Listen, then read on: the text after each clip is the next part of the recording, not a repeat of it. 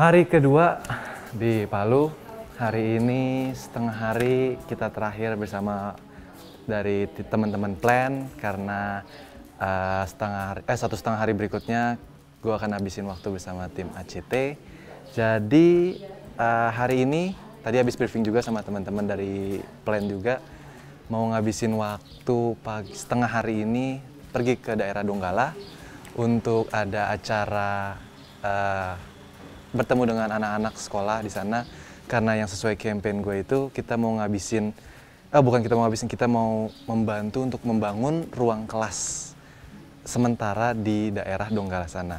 Jadi katanya juga ruang kelas di sana cukup lumayan parah, sekolah bisa dibilang sudah nggak layak pakai lah. Nah di situ juga mau mau membangun ruang kelas untuk para anak-anak di sana. Ya semoga hari ini bisa berjalan dengan baik, bisa berjalan dengan happy juga sama kayak kemarin, dan semoga bisa seru-seruan lah bareng teman-teman dari plan dan juga anak-anak di sana nanti. Bye.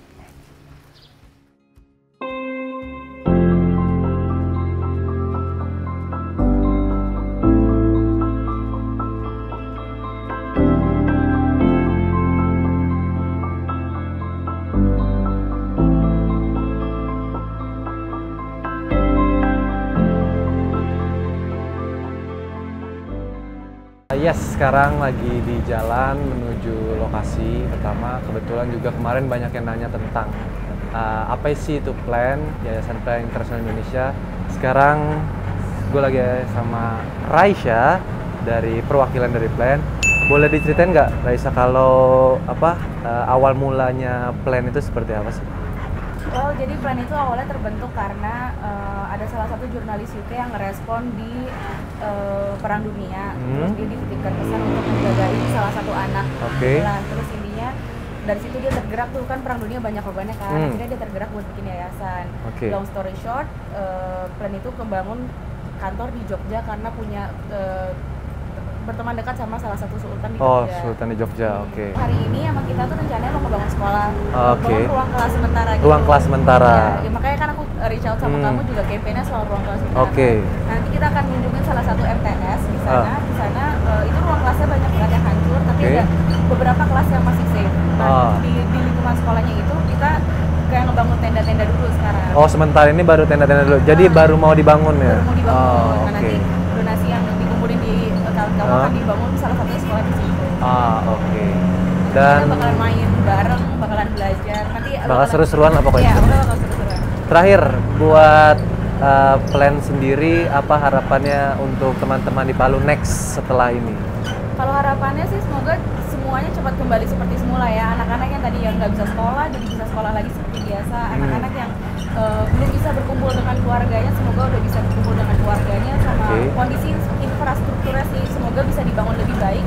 Dan karena emang kita ada di daerah yang rawan dengan bencana alam, tapi itu sebenarnya bisa diantisipasi gitu dengan bangunan yang strukturnya emang lebih ramah sama lingkungan yang rentan sama bencana alam gitu. Pembangunannya lebih ramah aja sama kondisi di Indonesia. Sip. Terima kasih Raisya buat sedikit penjelasannya. Mungkin banyak yang bertanya-tanya kemarin tentang plan itu apa sih gitu. Mungkin udah bisa terjawab juga. Thank you, Jo. Sama-sama.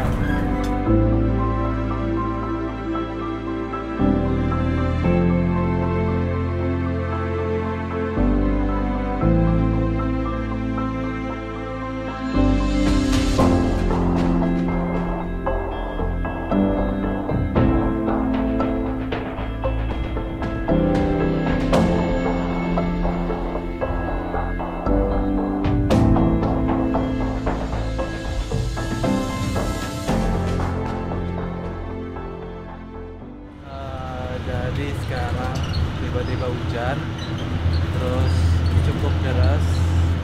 Tadi kita ngelewatin gunung-gunung, sempat takut juga sih, cuma ya demi bisa nyampe tujuan ya harus dilalui.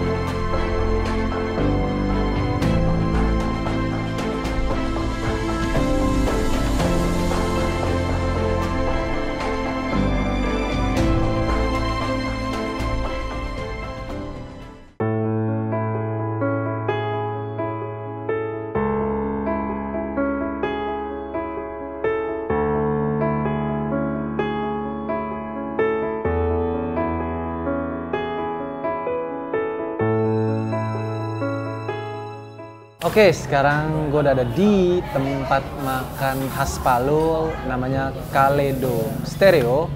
Dan sekarang gue juga udah ganti baju, tadi baju putih, sekarang baju hitam. Karena tadi sama plan udah beres, sekarang sama tim ACT. Nah, mau ngobrol dikit sama tim ACT, Mas boleh dikenalin namanya? Saya Opang. Opal dan? Saya Oval. Oval, Iya. Opang Opang, dan Opang. Oval. Oke, saya pengen nanya dikit Mas, kan banyak orang yang nanya nih, buat Mas Opang nih, apa sih itu ACT dan visi misinya tuh apa sih? Kalau singkatnya ACT itu Lembaga Kemanusiaan Global yang Oke. berbasis pada kita punya tiga hal itu. Pertama, kedermawanan, Oke, kerelawanan, dan kemanusiaan. oke, Jadi sepak terjang kita di kemanusiaan, isu-isu terkait kemanusiaan. oke. Berarti tapi berbentuk apa itu apa aja ya? Kayak apa aja kayak membangun rumah sementara kah atau apa? Oh, Kalau misalkan terkait kebencanaan juga kan kita mulai dari program emergency sampai ke recovery. Jadi banyak yang kita lakukan di situ. Jadi termasuk tadi membangun rumah, kemudian ada sekolah, masjid, terus kita juga ada yang namanya ICS, Integrated Community Shelter. Jadi di situ ada selain ada hunian, ada sekolah, ada rumah peribadatan juga, ada tempat bermain juga. Terus kita ada AHS, ACT Humanity Center, yang dimana program ini itu digratiskan. Jadi setiap satu pekan, satu kali, satu kakak itu bisa mendapatkan satu paket pangan secara gratis. Oke. Dan untuk memberdayakan lingkungan situ kita ada warung wakaf. Jadi memang diberdayakan melalui dana wakaf. Kemudian untuk memberdayakan fungsi-fungsi itu mengembalikan perekonomian di situ. Oke. Terus saya mau tanya buat Mas Oval, apa sih harapannya ke depan buat teman-teman di Palu ini? Kalau saya sih harapannya dari teman-teman yang ada di Palu cukup kembali bersemangat lagi, karena saya lihat seluruh Indonesia ini begitu perhatian dan semuanya tertuju kepada Sulawesi Tengah. Dan satu harapan saya, ya kita kembali bangkit lah. Kembali seperti dulu, kita bangun kembali Sulawesi Tengah ini lebih hebat lagi. Bersama-sama ya Mas ya bangun ya. Lebih hebat lagi, kita promosikan lagi apa yang menjadi kebanggaan yang ada di Kota Palu hingga bisa kembali berkompetisi dengan daerah-daerah lain. Amin. Oke. Kalau boleh tahu nih, kita habis makan ini ada acara apa ya? Jadi dari sini nanti kita Dari sini? lihat yang lokasi Oh, terdampak yang likuifaksi itu ya salah satunya. Di Petobo. Di Talise, Pantai Talise yang terdampak Oke. tsunami. Kemudian nanti malam untuk apa namanya? packaging. untuk Packaging distribusi buat besok. Iya. Oke deh. Oke, mungkin segitu aja ngobrol sama tim dari Aksi Cepat Tanggap. Ikutin terus vlog.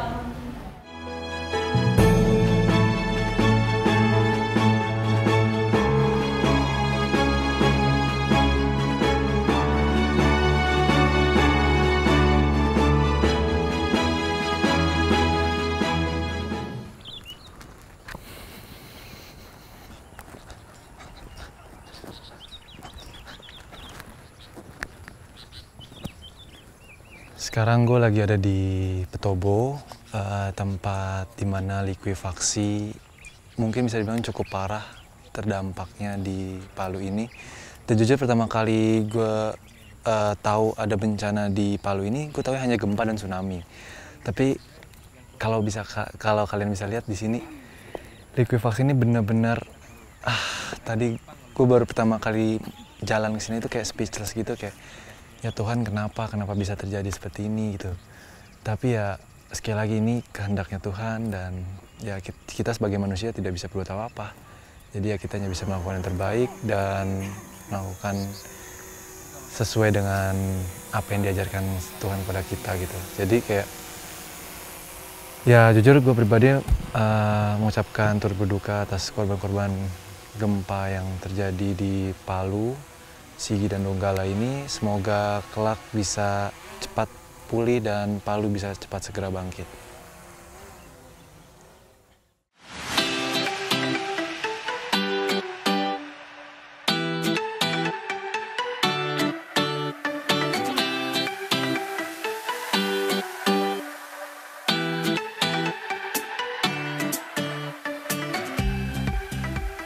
Ya, hari ketiga di Palu, hari ketiga juga dan hari terakhir gue menjadi relawan di sini.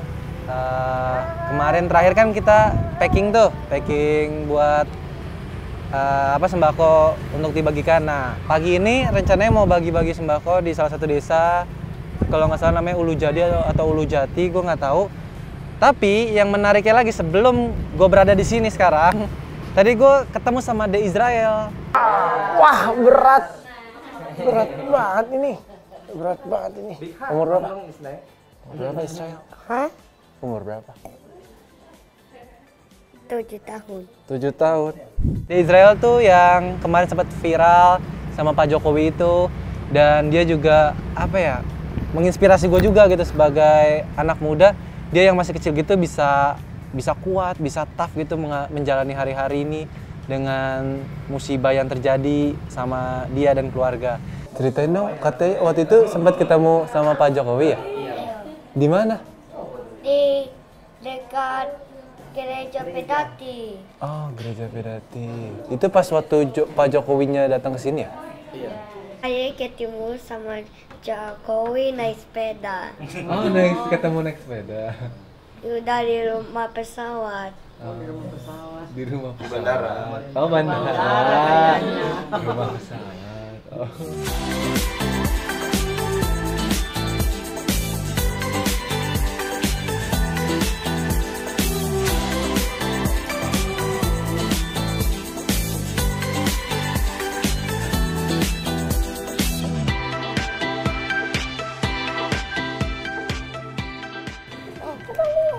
Tunggu. Apa ini ya? Salah. Di sini.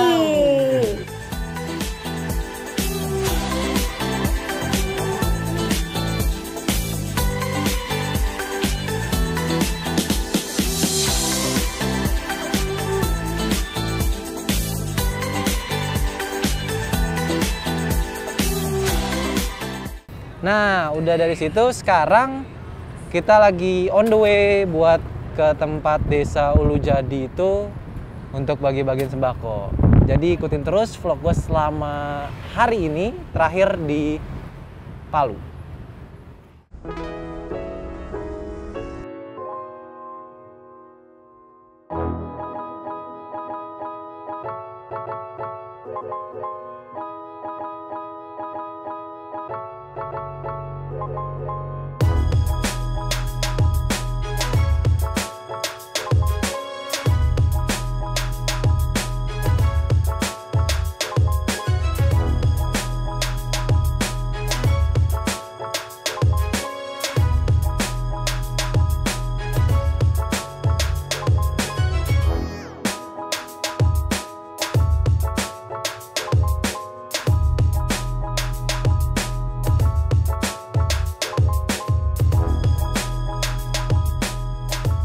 Ya, sekarang gue lagi bersama perwakilan dari kitabisa.com karena banyak banget nih yang nanya tentang Kitabisa tuh apa sih, apa perbedaannya dengan ACT, apa perbedaan dengan plan juga yang kemarin kita udah jalan bareng 3 harian ini kan. Boleh diceritain? Namanya dulu boleh? Iya, aku Fania. Di Kitabisa itu jadi influencer manager. Influencer manager, oke. Jadi Kitabisa itu apa sih perbedaannya dengan ACT dan plan? Jadi Kitabisa itu situs atau website yang memudahkan orang buat galang dana dan berdonasi. Nah, yang membedakan ACT dengan plan, jadi kayak Jojo bantu Palu, itu galang donasinya lewat Kitabisa. Kemudian donasi yang ada di Kitabisa itu disalurinnya via ACT dan plan. Jadi yang punya program itu ACT sama plan, Kitabisa nggak punya program apa-apa. Jadi Kitabisa itu hanya penyambung aja. Penyambung antara yang buat ngumpulin duitnya aja. Oh, oke. Terus kedua kan kayak banyak nih dari followers saya juga banyak yang bilang apakah dana itu sampai atau dan lain sebagainya itu. Nah, itu tuh bisa dikasih mungkin penjelasan sedikit buat mereka semua biar nggak terlalu takut untuk berdonasi kayak gitu. Iya, kalau dananya nggak sampai nggak akan terjadi rumah ya, seperti ini mungkin ya. Iya, jadi tuh kalau misalnya di Kitabisa, jadi Jojo campaign, Jojo itu as a campaigner gitu. Nanti campaigner itu tuh akan mencairkan donasinya ke beneficiariesnya kan. Nah, dalam hal ini karena Jojo sibuk, jadi kan dibantu urusin.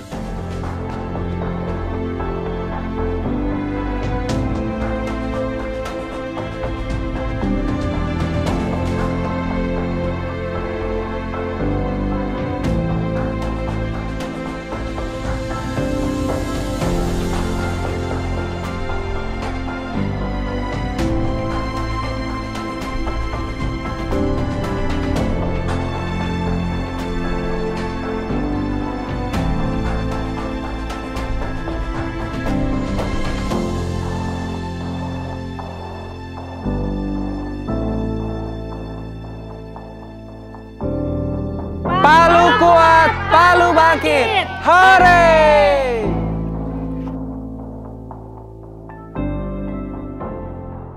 Oke, udah 3 hari di sini dan karena hari ini udah beres, jadi berakhir sudah perjalanan 3 hari gue menjadi relawan di Palu.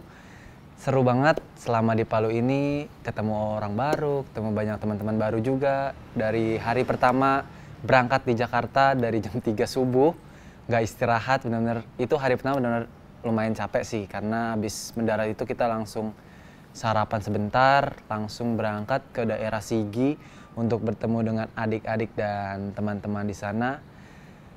Menarik sih, mereka tetap semangat di dalam keadaan dan kondisi seperti saat ini. Mereka bisa tersenyum, mereka bisa excited banget buat bertemu gue langsung pribadi dan ketemu Pak Kadesnya juga. Senang bisa main bulu tangkis bareng adik-adik juga. Terus juga selesainya tuh kalau nggak salah cukup sore ke malam gitu. Beres-beres tuh sekitar jam 8 baru beres makan malam itu.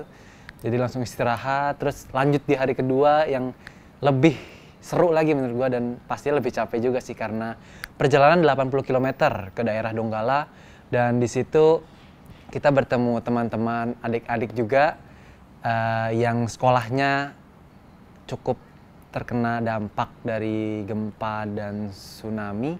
Dan di situ juga gue akan mendirikan ruang kelas juga sementara untuk teman-teman di sana yang melalui campaign dari Kita Bisa juga. Dan seru banget karena perjalanan itu satu kiri kanan gunung dan laut.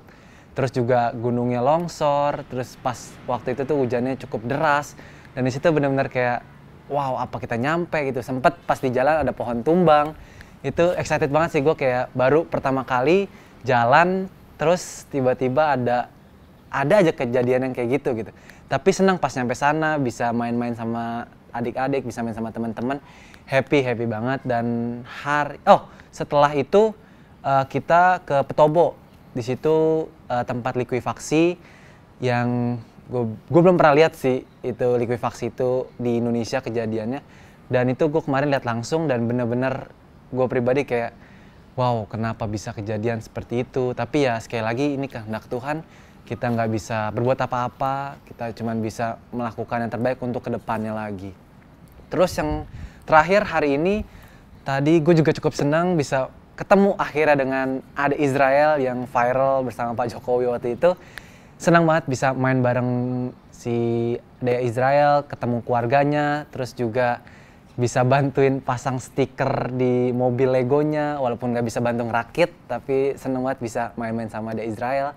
Terus juga abis main sama Ade Israel, gue langsung cabut ke daerah salah satu desa juga, membagi-bagikan sembako.